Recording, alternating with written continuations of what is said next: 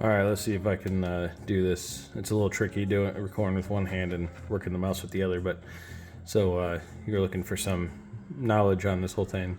This is where you held the RPM, right? So you can see I have this window set up on the tuning tab. So you can set up your plots, pull open a log. I'm doing this on my garage computer again because it's a bigger screen than my laptop, but essentially you see you brought the RPM up and you held it, and you can see your map pressure, the wideband's doing what your the Excel fuel is additional fuel. When it sees a drastic change in map pressure, it'll dump some fuel in. IET fuel correction is kind of self-explanatory. Warm-up enrichment, looks like we're still in warm-up enrichment, but I took that out, that 1%, so that won't be there in the future. And then you can see on the fuel table what it should be approximately percentage-wise, right? Got your coolant temp, your IET, battery voltage, and then down there I have the idle stuff just so I can kind of see what's going on with that, right? How far off we are from target idle, what it's trying to do, etc., right? So anyway, going back to up here, you can see when you brought it up at RPM, right? And you can see the map pressure, that initial jump right there to 50. So that's, vacuum to, half vacuum, we'll say approximately, because 100 is atmospheric pressure, right?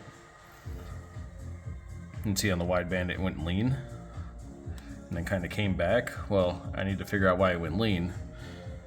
If you look overrun fuel cut right there, down with the idle stuff, I just threw it in there.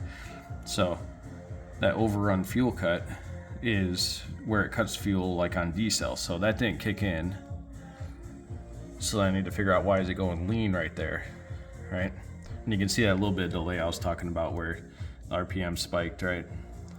And there's kind of like a lean delay or a delay in the AFR reading compared to the RPM. It's not too bad, but it's definitely there, and you got to kind of account for that.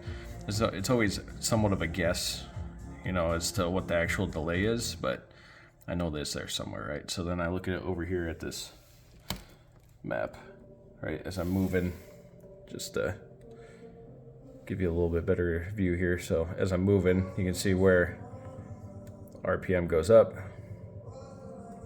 hits those, and then as it settles, see how it touches into that, where on this table it says negative 80, over here it says 24, right?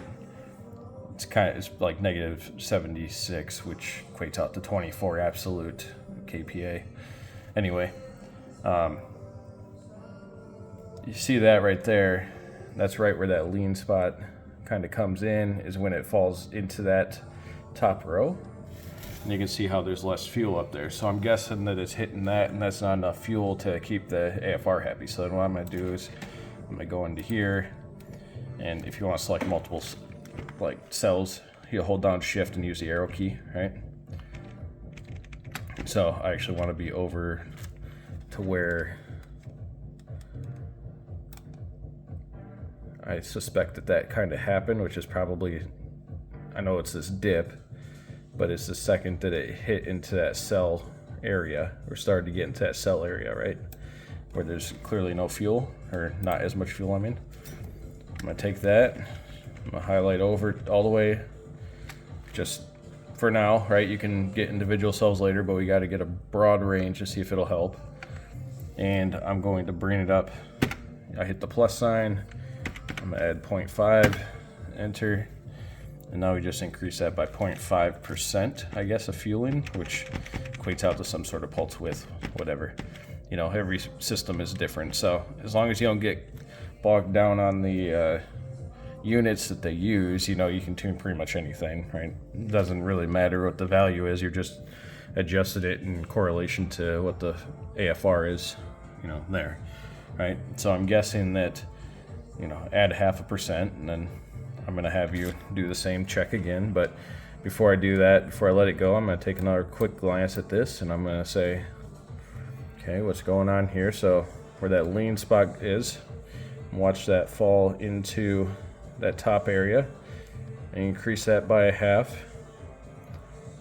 And then you can see it kind of falls out of that. So that lean area is probably realistically right there, right? That top row right there, right at that 0.5%. But just to make sure that it doesn't happen lower RPM, I just added 1/2 across the whole thing, right? We can smooth all that out later as we get into the really intricate stuff, but right now we're just trying to get this close, right? And I don't want to mess with anything else down here too much because, frankly, it's right about where it needs to be. I would like it on transient right there just a little bit when you're just, you know, free revving like that. I'd like it to be a little richer than bouncing between 14.5 and 15, which is also why I added 0.5% across. It's going to blend these two cells right here when it's sitting in there. So that should bump that up a little bit, and you know, I'm guessing that this will probably be closer to like 14. And then when we enable closed loop, once we get done with all this, then it can, you know, control it to that 14.5, 14.7 area where, you know, they want to see it at, and that should help with your CO emissions a little bit. And then this other stuff, I mean, it's just kind of a repeat of before, right? As I run through that, see it bounces into that range again. You see the AFR goes lean. You see it goes lean across that top there. And, you know, mix and repeat, right? So that's that log.